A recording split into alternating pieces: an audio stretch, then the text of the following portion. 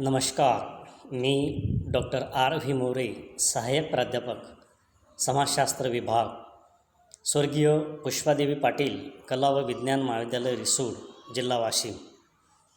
वर्ग BA भाग 3, semester 5वी, विषय समाजशास्त्र. पेपरचं नाव आहे सामाजिक मानवशास्त्र. विद्यार्थी मित्रांनो, आज आपण सामाजिक मानवशास्त्राच्या अभ्यास पद्धती याविषयी माहिती पाहणार आहोत. सामाजिक मानवशास्त्राच्या अभ्यास पद्धतीमधील क्षेत्र कार्यपद्धती याविषयी आपल्याला आज माहिती पाहायची आहे. तत्पूर्वी सामाजिक मानवशास्त्राच्या अभ्यास पद्धतीविषयी थोडक्यात माहिती पाहूया. सामाजिक मानवशास्त्राच्या अभ्यास पद्धती, मेथड्स ऑफ सोशल अँथ्रोपॉलॉजी. व्यवस्थाबद्ध ज्ञान समुच्चयाला शास्त्र असे म्हणतात. अशी शास्त्राची व्याख्या केली जाते किंवा एखाद्या ज्ञात विषयाची पद्धतशीर मांडणी म्हणजे शास्त्र होय असे देखील शास्त्राची व्याख्या केली जाते. हे ज्ञान शास्त्रीय पद्धतीचा अवलंब करून मिळविले जाते. ज्या पद्धतीने एका शास्त्रात वास्तविक तथ्यांचे वर्गीकरण करून सामान्य निष्कर्ष मांडले जातात आणि शास्त्रीय नियमांचे प्रतिपादन केले जाते, त्यास त्या शास्त्राची पद्धती असे म्हणतात. प्रत्येक शास्त्रीय पद्धती ही तार्किक अनुमान, वस्तुनिष्ठता, प्रामाण्यता यासारख्या शास्त्रीय आधारावर आधारित असते.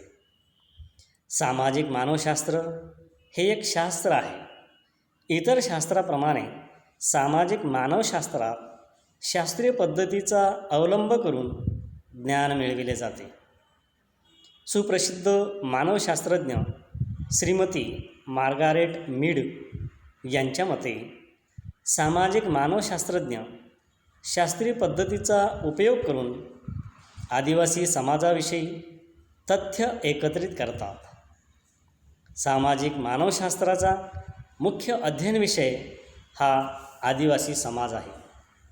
त्यामुळे ज्या आदिवासींच्या समग्र जीवनाचा अभ्यास करावयाचा असतो, त्या आदिवासी जमातीत स्वतः जाऊन तेथे राहणे, त्यांचे जीवन व्यवहाराचे प्रत्यक्ष निरीक्षण करून त्यांच्या संबंधीची सर्वांगीण माहिती गोळा करणे आवश्यक असते.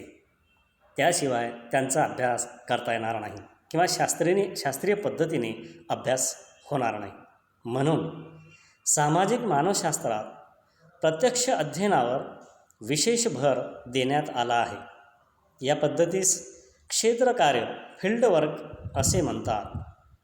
सामाजिक मानवशास्त्राची अभ्यास पद्धती ही प्रामुख्याने क्षेत्रकार्यावर आधारित आहे, फील्डवर आधारित आहे.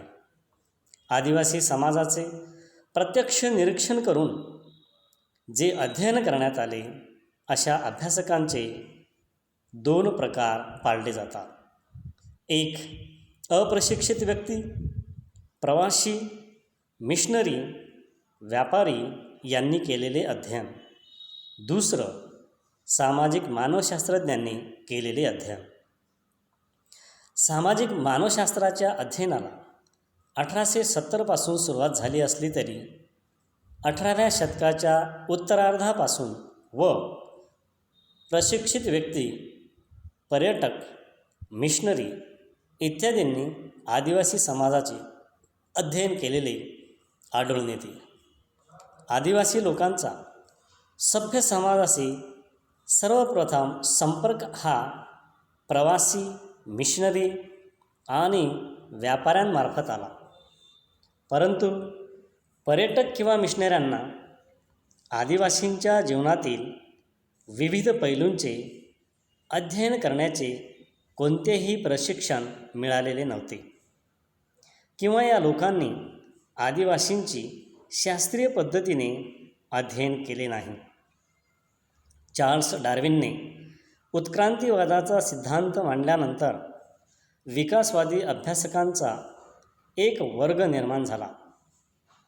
या विकासवाद्यांनी सामाजिक संस्थांचा अनुभव आणि विकासाचा विचार मांडला. त्याकरिता त्यांना पर्यटक आणि आदिवासींचे केलेले अध्ययन उपयोगी पडली. विकासवाद्यांनी पर्यटक आणि मिशनऱ्यांच्या अध्ययनावर विकासवादी विचारांची मांडणी केली, परंतु आदिवासींच्या संदर्भात पर्यटक आणि मिशनऱ्यांनी मिळविलेल्या माहितीची सत्यता पडताळून पाहिली नाही. त्या माहितीच्या आधारावर जे सिद्धांत मांडले त्यात शास्त्रीय यथार्थतेचा अभाव असणे साहजिकच होते. सामाजिक मानवशास्त्रज्ञांनी मात्र शास्त्रीय पद्धतीचा अवलंब करून आदिवासी समाजाचे प्रत्यक्ष अध्ययन केले. रॅडक्लिफ ब्राऊन, मॅलिनॉस्की, मार्गारेट मीड इत्यादी सामाजिक मानवशास्त्रज्ञांनी प्रत्यक्ष आदिवासी क्षेत्रात जाऊन अध्ययन केले. त्यामुळे सामाजिक मानवशास्त्रज्ञांनी केलेले हे अध्ययन शास्त्रीय आहे असे आपल्याला म्हणता येईल. त्यांनी केलेल्या अध्ययनामुळेच सामाजिक मानवशास्त्राच्या विकासाला चालना मिळाली. सामाजिक मानवशास्त्रज्ञांनी क्षेत्रकार्य पद्धतीचा अवलंब करून आदिवासी समाज जीवनाचे वस्तुनिष्ठ अध्ययन केले. त्यामुळे सामाजिक मानवशास्त्रात क्षेत्रकार्यपद्धती फील्डवर्क मेथड ही अध्ययनाची पद्धत म्हणून सर्व मान्य झाली, म्हणजे सर्वांनी मान्य केली. आता आपण क्षेत्रकार्यपद्धती पाहणार आहोत. फील्डवर्क मेथड ही सामाजिक मानवशास्त्राच्या अभ्यासाची एक महत्त्वपूर्ण पद्धत आहे. सामाजिक मानवशास्त्रात क्षेत्रकार्य पद्धतीला विशेष महत्त्व आहे. आदिवासी समाजाचे शास्त्रीय दृष्टिकोनातून अध्ययन करण्याच्या दृष्टीने ही पद्धत अतिशय उपयुक्त आहे. आदिवासी समाजाचा शास्त्रीय पद्धतीने अभ्यास कसा करावायचा या प्रश्नाचे उत्तर सुप्रसिद्ध सामाजिक मानवशास्त्रज्ञ इव्हान्स प्रिटचार्ड यांनी क्षेत्रकार्यपद्धती असे दिले आहे. त्यांच्या मते आदिवासी लोकांच्या जीवनाची समग्र माहिती मिळविण्यासाठी क्षेत्रकार्य अभ्यास पद्धतीच अत्यंत योग्य आहे. 19व्या शतकाच्या शेवटपर्यंत मॉर्गन यांच्या व्यतिरिक्त कुणीही क्षेत्रकार्य पद्धतीचा अध्ययनाकरिता अवलंब केला नव्हता. मॉर्गन यांनी इरोक्युअस या आदिवासी जमातीचे सर्वप्रथम क्षेत्रकार्य पद्धतीचा उपयोग करून अध्ययन केले होते. 20व्या शतकाच्या सुरुवातीला म्हणजेच 1906 ते 1908 या काळात रॅडक्लिफ ब्राऊन यांनी अंदमान बेटावरील आदिवासींचे क्षेत्रकार्य पद्धतीने अध्ययन केले. त्यानंतर मॅलिनॉस्की यांनी 1914 ते 1918 या दरम्यान मॅलेनेशियातील ट्रोबियांड बेटावरील आदिवासींचे अध्ययन केले. मॅलिनॉस्की यांच्यापासून प्रेरणा घेऊन अनेक सामाजिक मानवशास्त्रज्ञांनी आदिवासींची शास्त्रीय पद्धतीने अध्ययन केले. त्यांच्यापासून अनेकांनी प्रेरणा घेऊन अनेक सामाजिक मानवशास्त्रज्ञांनी सुद्धा तेथे दीर्घकाळ वास्तव्य करून आदिवासींची शास्त्रीय पद्धतीनं अध्ययन करणे सुरू केले. क्षेत्रकार्य पद्धतीचा अवलंब करून आदिवासींच्या संदर्भात मांडलेले निष्कर्ष हे अधिक शास्त्रीय म्हणूनसुद्धा सर्वमान्य झाले आहे. आदिवासी समाजाचे सखोल आणि समग्र अध्ययन करण्यासाठी केवळ क्षेत्रकार्य पद्धती ही उपयुक्त आहे. क्षेत्रकार्य पद्धतीचे महत्त्व लक्षात घेऊन आज या पद्धतीचा अवलंब व्यापक प्रमाणात सर्रास होत आहे. क्षेत्रकार्य पद्धत ही अधिक उपयुक्त आणि प्रभावी व्हावयाची असेल तर क्षेत्रकार्य पद्धतीच्या काही गोष्टी नितांत आवश्यक आहेत. इव्हान्स प्रिटचार्ड यांनी क्षेत्रकार्य पद्धतीच्या पुढील गोष्टी काही महत्त्वाच्या व आवश्यक म्हणून सुद्धा सांगितलेल्या आहेत. म्हणून क्षेत्रकार्य पद्धतीच्या या पुढील बाबींचा थोडक्यात आपण विचार करणार आहोत. पहिला आहे अध्ययनाचा कालावधी. क्षेत्रकार्य पद्धतीमध्ये संशोधक स्वतः प्रत्यक्ष आदिवासी क्षेत्रात जाऊन तेथे वास्तव्य करतो. म्हणून या अध्ययनाचा कालावधी हा जास्त असणे आवश्यक आहे. पूर्वी पर्यटक, मिशनरी आणि व्यापारी त्या प्रदेशातून जाताना आदिवासींचे निरीक्षण करून त्या संबंधीची माहिती लिहित असत. हे लोक जास्त काळपर्यंत आदिवासी क्षेत्रात राहत नव्हते. त्यामुळे आदिवासींचे वस्तुनिष्ठ अध्ययन होत नव्हते. त्याकरिता आदिवासी जीवनाचा संपूर्ण अभ्यास करून त्यांचे वर्तनप्रकार व जीवनपद्धती इत्यादींचा अर्थ स्पष्ट करण्यासाठी साधारणत 3 ते 4 वर्षाचा कालावधी आवश्यक मानला जातो. मॅलिनॉस्की असतील, मार्गारेट मीड असतील यांनी तेथे दीर्घकाळ वास्तव्य करून आदिवासींचं समग्र अशा पद्धतीचं अध्ययन करण्याचा प्रयत्न केला. दीर्घकाळ वास्तव्यासोबतच संशोधकाला वैज्ञानिक दृष्टी असणेसुद्धा आवश्यक आहे. आदिवासी समाजातील सण, समारंभ, विधी, दैनंदिन जीवन, आर्थिक क्रिया, पारंपरिक संबंध किंवा पारस्परिक संबंध, आप्तसंबंध इत्यादी व्यवहारांचे सुद्धा संशोधकाला निरीक्षण करावे लागते. म्हणजेच केवळ दीर्घकाळ वास्तव्य असून चालत नाही, तर त्यासोबतच संशोधकाकडे वैज्ञानिक दृष्टीसुद्धा असणं गरजेचं आहे. श्रीमती लॉरा नेडर हिने मेक्सिकोतील झाम्पोटेक इंडियन लोकांच्या संपर्कात दीर्घकाळ वास्तव्य करून मद्यपानाच्या संदर्भातील सर्व प्रसंगाची तपशीलवार नोंद केली. मार्गारेट मीड यांनी शामोआ बेटावरील आदिवासी युवकांचा अभ्यास करण्यासाठी बराच काळ तेथे वास्तव्य केले आणि शामोआ बेटावरील आदिवासींचं अध्ययन केलं. साहजिकच संशोधकाला आदिवासी क्षेत्रात फील्डवर्क मेथडच्या माध्यमातून जर अध्ययन करायचं असेल तर त्यांना तिथे दीर्घकाळ वास्तव्य करून त्यांच्यामध्ये सहभागी होऊन किंवा एक वैज्ञानिक दृष्टीने त्यांचं अध्ययन करणं गरजेचं आहे. त्यासाठी कालावधी हा अधिक लागेल. शास्त्रीय अध्ययन जर करायचं असेल तर अध्ययनाचा कालावधी हा दीर्घ असावा लागतो. दुसरं, सहभागी निरीक्षण, पार्टिसिपियंट ऑब्झर्वेशन. क्षेत्रकार्य पद्धतीमध्ये निरीक्षणास विशेष महत्त्व आहे.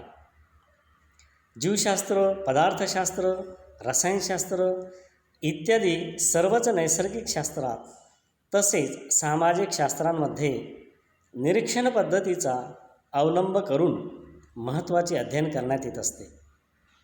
म्हणून निरीक्षण पद्धती ही शास्त्रीय अध्ययनाची एक महत्त्वाची पद्धत आहे.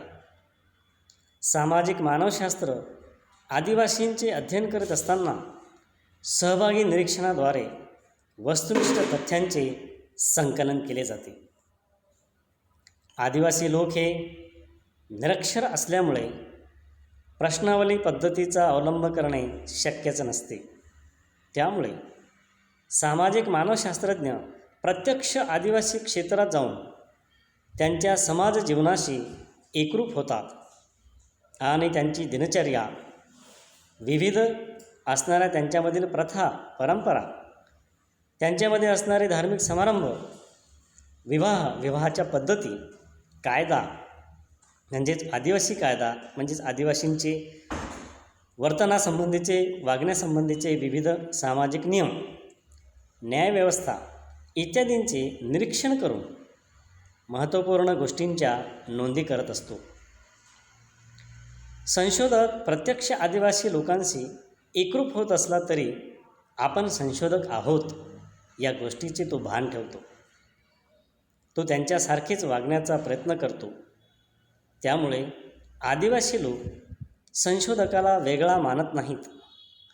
तो आपलाच आहे असे समजून आदिवासी लोक नेहमीप्रमाणेच व्यवहार करतात.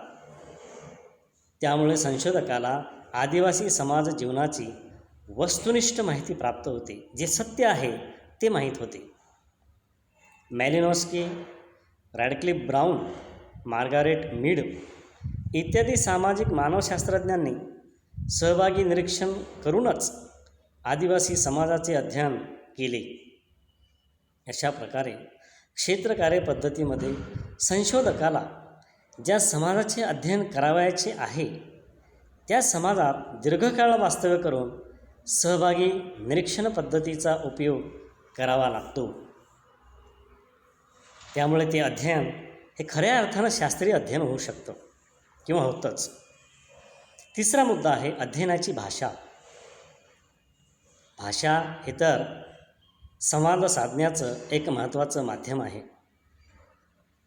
क्षेत्रकार्य पद्धतीमध्ये संशोधकाला प्रत्यक्ष आदिवासी क्षेत्रात जाऊन वास्तव्य करणं अनिवार्य असतं. 3 ते 4 वर्ष आदिवासींच्या सहवासात राहून त्यांच्यात आपलेपणा निर्माण करून त्यांना बोलके करणे अतिशय आवश्यक असते. त्याकरिता त्यांच्याशी त्यांच्या भाषेत बोलायला पाहिजे. परंतु त्यांची भाषा आपल्याला अवगत नसते. संशोधक जेव्हा आदिवासींच्या भाषेत बोलतो तेव्हा तो आपल्यापैकीच एक आहे असे समजून ते लोक संशोधकाशी आपलेपणाने वागतात. आदिवासी लोकांची भावनिक एकरूपता निर्माण करण्यासाठी संशोधकाला त्या लोकांची भाषा येणे अतिशय महत्त्वाचे आहे. म्हणून अध्ययनाची भाषा हे क्षेत्रकार्य पद्धतीमध्ये फार महत्त्वाचे आहे. मॅलिनोस्की यांनी ट्रॉबियन बेटावरील आदिवासींचा अभ्यास त्यांची भाषा शिकूनच केला. त्यामुळेच त्यांना त्यांच्या जीवनातील बारकावे खऱ्या अर्थानं माहीत झाले. अमेरिकेतील फ्रान्स बोआस या मानवशास्त्रज्ञांनी आदिवासींची भाषा आत्मसात करणे हे क्षेत्रकार्य पद्धतीचे एक आवश्यक अंगच मानले आहे. चौथं आहे अध्ययनाचे क्षेत्र. क्षेत्रकार्य पद्धतीमध्ये अध्ययनाचे क्षेत्र हा मुद्दा अतिशय महत्त्वाचा आहे. संशोधकांनी आदिवासी समाजाच्या एखाद्या विशिष्ट भागाचे अध्ययन करायचे किंवा त्याच्या समग्र जीवनाचे अध्ययन करायचे हा एक अत्यंत महत्त्वाचा प्रश्न आहे. आदिवासी समाजाचे सम्यक आकलन करून घेण्याच्या उद्देशाने प्रेरित झालेल्या अभ्यासकांनी आदिवासी समाजाच्या काही विशिष्ट भागाचे अध्ययन करणे योग्य नाही. कारण कोणत्याही समाजाचा संपूर्ण अभ्यास केल्याशिवाय त्या समाजाच्या एका भागाचे स्पष्ट आकलन होत नाही. समाजाच्या श्रद्धा, विश्वास, चालीरीती, कायदे, नीतितत्वे, कला, वर्तन प्रकार यातच त्या समाजाची जीवनपद्धती सामावलेली असते. भारतातील बैगा या आदिवासी जमातीच्या सर्व स्त्रिया आपले संपूर्ण अंग गोंदून घेतात. याचे कारण त्यांच्या धार्मिक संकल्पनेवरून स्पष्ट होईल. यासाठी त्यांची धार्मिक संकल्पना माहीत असणं गरजेचं आहे. हे केव्हा शक्य होईल? जेव्हा व्यक्ती त्या ठिकाणी दीर्घकाळ वास्तव्य करेल तेव्हा. मृत्यूनंतर व्यक्ती स्वर्गात जाते आणि तेथे स्त्रीच्या अंगावर जेवढे दागिने असतात तेवढे दागिने देव तिला मृत्यूनंतर देतो. त्यामुळे बैगा आदिवासी स्त्रिया आपले सर्व अंगावर दागिने गोंदवून घेतात असा त्यांचा विश्वास आहे. आसाममधील नागा लोक स्वतःला पर्वतपुत्र मानतात. म्हणून ते शेती करताना नांगर धरून धरणी मातीचे पोट चिरण्यास तयार नसतात. त्यांच्या मते शेत नांगरणे म्हणजे आपण आपल्याच धरणीमातेच्या पोटात नांगराचा फाळ घुसवणे होय, आणि हे त्यांना कदापिही मान्य नसते. अशा प्रकारे विविध धार्मिक विश्वासाच्या माध्यमातून आदिवासींची जीवनमान किंवा वर्तन पद्धती, रूढी, प्रथा, परंपरा संशोधकास माहीत करून घेता येतात. इव्हान्स प्रिटचार्डच्या मते आदिवासी जीवनाच्या काही विशिष्ट भागापुरतेच मर्यादित ठेवले तर त्यांचे निरीक्षण आणि निष्कर्ष हे एकांगी असण्याची भीती असते.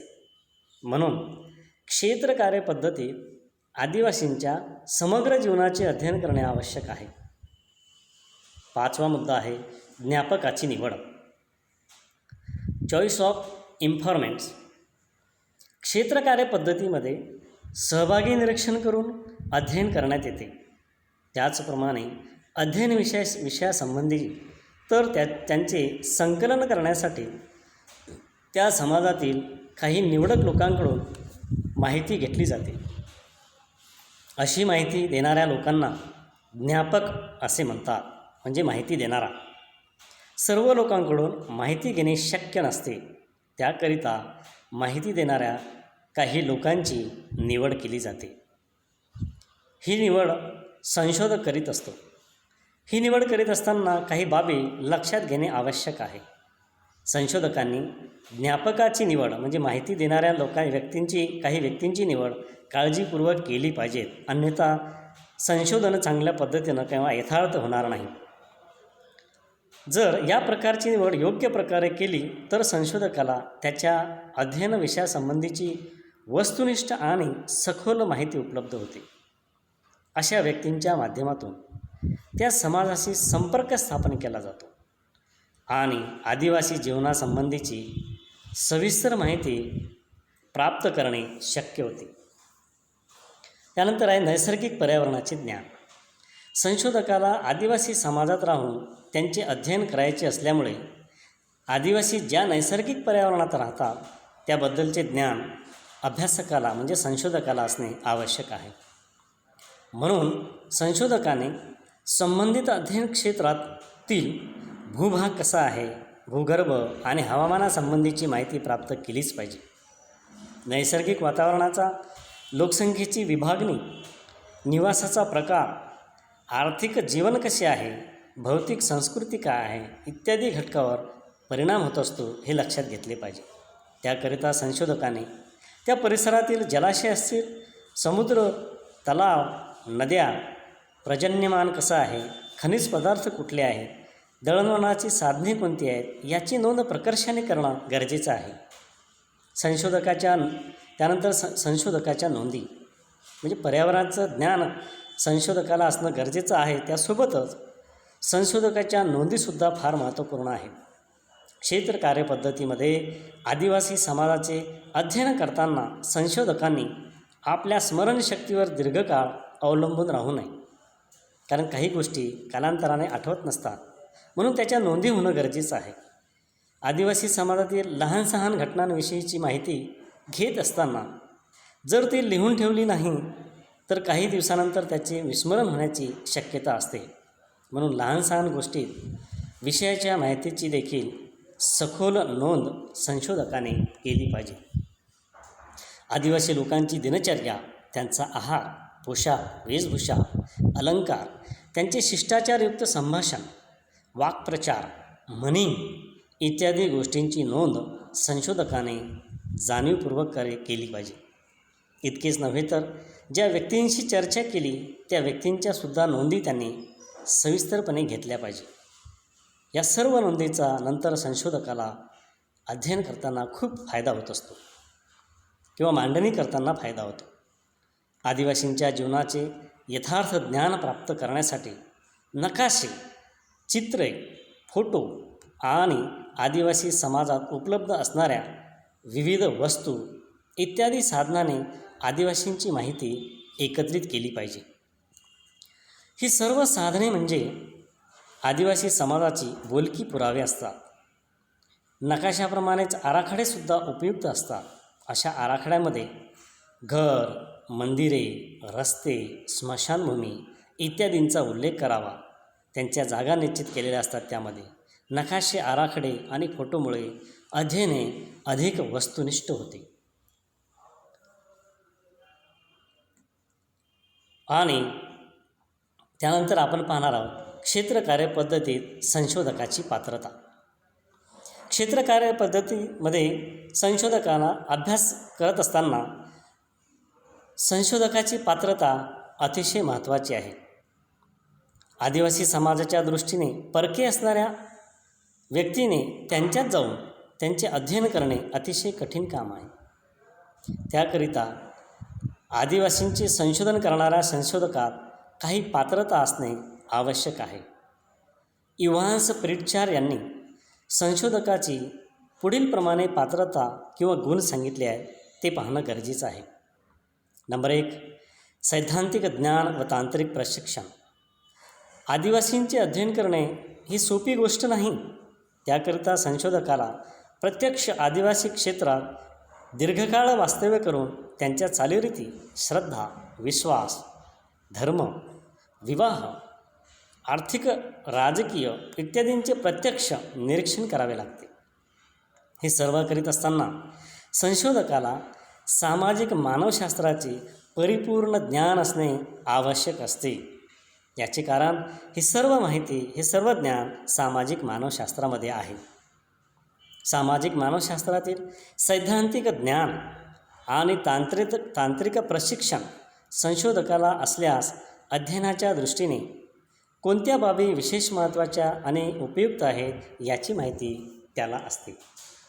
दुसरा मुद्दा आहे, दुसरी पात्रता आहे संशोधकाची विशिष्ट प्रकारचा स्वभाव.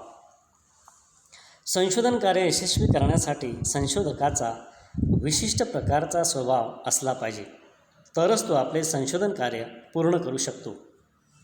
म्हणजे विशिष्ट प्रकारचा स्वभाव म्हणजे दुसऱ्याला समजून घेणे, दुसऱ्याचं ऐकणे किंवा एक हेकेखोरपणा किंवा एक पक्षपाती करणारा अशा प्रकारचा स्वभाव नसावा.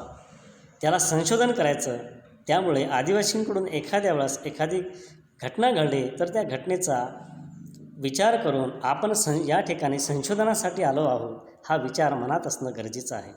आपल्याला कोणत्याही प्रकारे त्यांचं खरं संशोधन करायचं असतं, अशा प्रकारचा स्वभाव त्या ठिकाणी असणं गरजेचं आहे. यामध्ये असामान्य जिद्द हा मुद्दा पाहणं गरजेचं आहे. संशोधक संशोधनाच्या निमित्ताने जेव्हा आदिवासी क्षेत्रात जातो तेव्हा त्याला अनेक अडचणींचा सामना करावा लागतो. तेथील पर्यावरण, भोजन इत्यादी गोष्टी अनुकूल नसतात. तेव्हा त्याला आदिवासी क्षेत्रातील पर्यावरणाशी आणि परिस्थितीशी मिळतीजुळती घ्यावी लागते. तशाही परिस्थितीवर मात करण्यासाठी त्याच्याजवळ असामान्य जिद्द असली पाहिजे.